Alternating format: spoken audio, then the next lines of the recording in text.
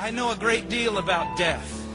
As a young missionary, I lived for many years in a country that was torn apart by war. In that time, 23,000 people died. Sometimes to get the mail, I would have to walk over a dead body. The beauty of man is destroyed by death.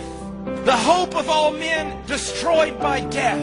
In my family, it has been torn apart by death. My brother was killed when he was 6 years old. My father died in my arms in the middle of a field. And a few years ago, I preached the funeral of my sister. I know much about death, but death is too strong of an enemy to overcome. No matter how much you wrestle him, no matter how much you fight against him, no matter how much you live in self-denial that he is not going to knock on your door, know this, that he is coming for you, and there is nothing you can do about it.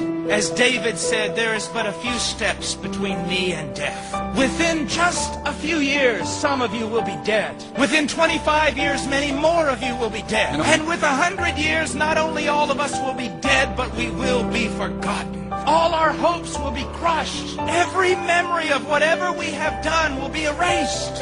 And of all creatures, we are most pitiful, because not only is death coming for us, we know it. You know it, and you know it. You do everything in your power to push it out of your thoughts. But he's coming for you, maybe even this evening. He's coming for your children, and there's nothing you can do.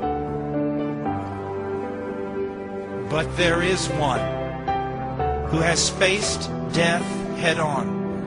There is one, a mighty warrior, who went into death's stronghold and defeated him in his strongest place.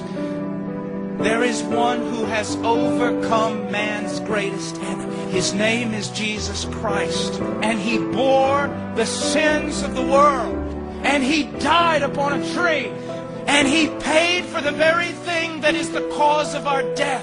And on the third day, the Father raised him from the dead. And on the third day, the Holy Spirit raised him from the dead. And on the third day, he raised himself from the dead. And now the smallest, weakest believer can look death right in the face and say, "Oh, death, where is your victory?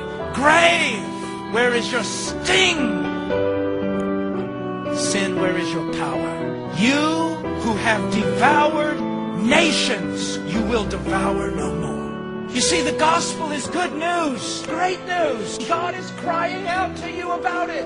Did not Paul the apostle himself say, "I am pleading with you, but it is though God is pleading with you through me"?